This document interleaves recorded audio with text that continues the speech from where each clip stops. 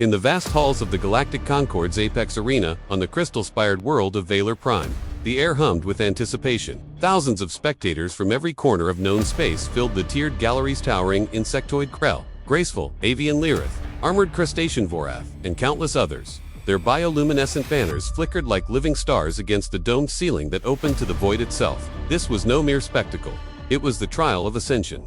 A ritual combat tournament held once every century to determine who would earn a seat among the Concord's elite guardians. Only the strongest, fastest, and most disciplined warriors from the galaxy's mightiest species could compete. For millennia, no human had ever been permitted to enter. Humans were newcomers to the galactic stage barely 2 centuries since first contact. To most, they were curiosities, soft-skinned bipeds from a blue-green death world.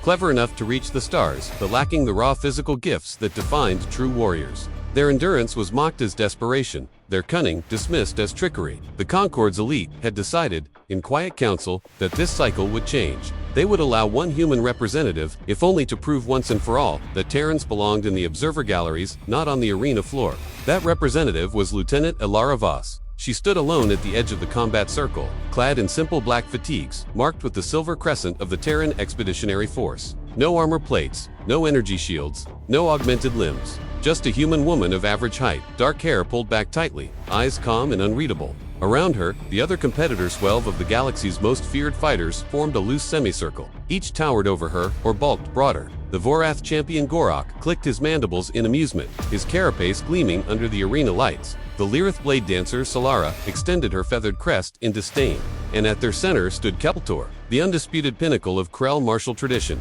8 feet tall, 4 powerful arms rippling with corded muscle, his chitin exoskeleton etched with victory scars from 100 campaigns. Kelthor regarded Elara with the patient contempt one reserves for a child playing at war. "Terran," he rumbled, voiced like grinding stone. "Your presence here honors your species' persistence. But honor ends where capability begins. Step aside, and we will ensure your safe return to your cradle world. There is no shame in knowing one's place." Elara met his gaze steadily. "I appreciate the courtesy, champion, but I came to fight." A ripple of laughter echoed through the stands. The Vorath Gorak slapped a claw against his thigh plate. "She speaks. The softskin thinks words will shield her." The arena announcer's voice boomed across the dome. "The trial begins. 12 enter. 1 ascends. No weapons beyond the body.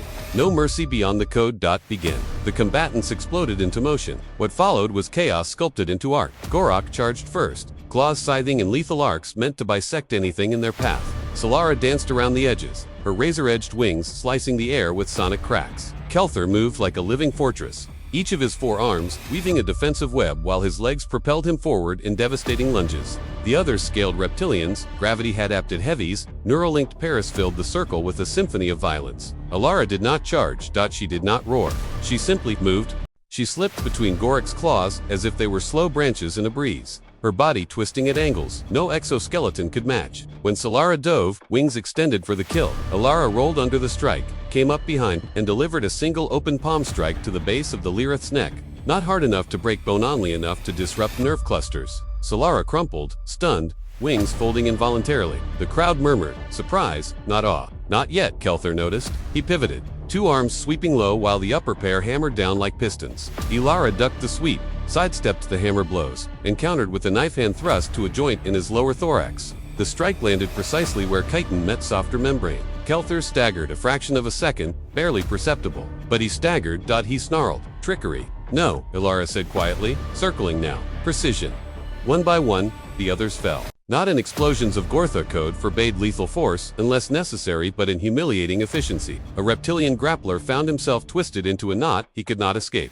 His own strength turned against him until he tapped the floor in surrender. A gravity-heavy brute swung a fist that could shatter stone. Elara redirected it into empty air, using his momentum to send him crashing into a barrier. She never once raised her voice. She never once looked afraid. The arena's energy fields hummed louder as the field narrowed. 5 remained, then 3, then 2. Kelthor and the Krell champion breathed heavily now. His once pristine kitten scored with faint marks from glancing blows. Sweat rare, for his kind beaded along his mandibles. Elara stood opposite him, breathing steady, a single bruise blooming on her cheek from an earlier near. Her eyes had not left his. "You fight differently," Kelthor admitted, voice low enough that only she could hear. "No rage.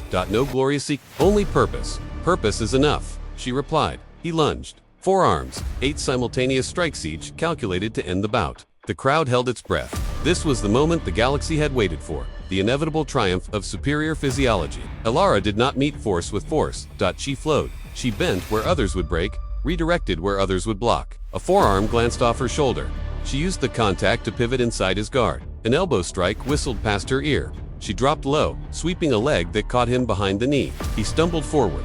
She rose, stepped behind him, and wrapped one arm around his thick neck, not to choke, but to control. Kelthar roared, thrashing. His remaining arms flailed, seeking leverage. But Elara had already positioned herself perfectly. Weight distributed, hips aligned, center of gravity locked.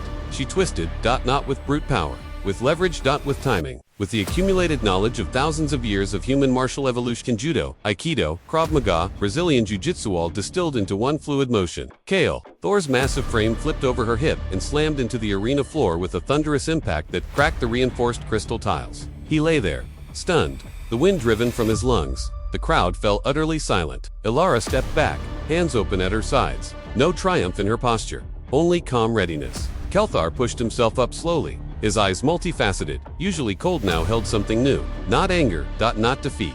Recognition. He rose to his full height, then lowered his head in the Krell gesture of respect, one rarely offered.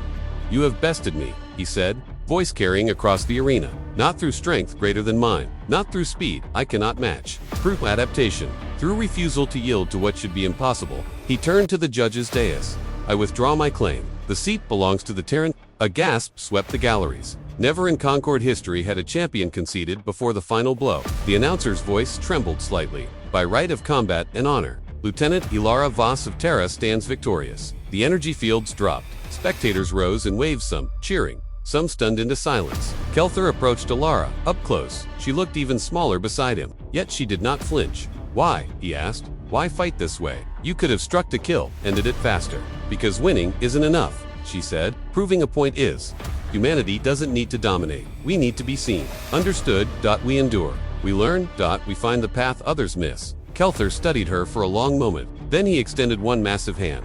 "Then teach us, Terran. Show the galaxy what it means to be adequate at everything, and unstoppable because of it." Elara took his hand, not in submission, in alliance. As the crowd's roar finally broke free, pride, AEW disbelief, the arena lights dimmed to a soft glow.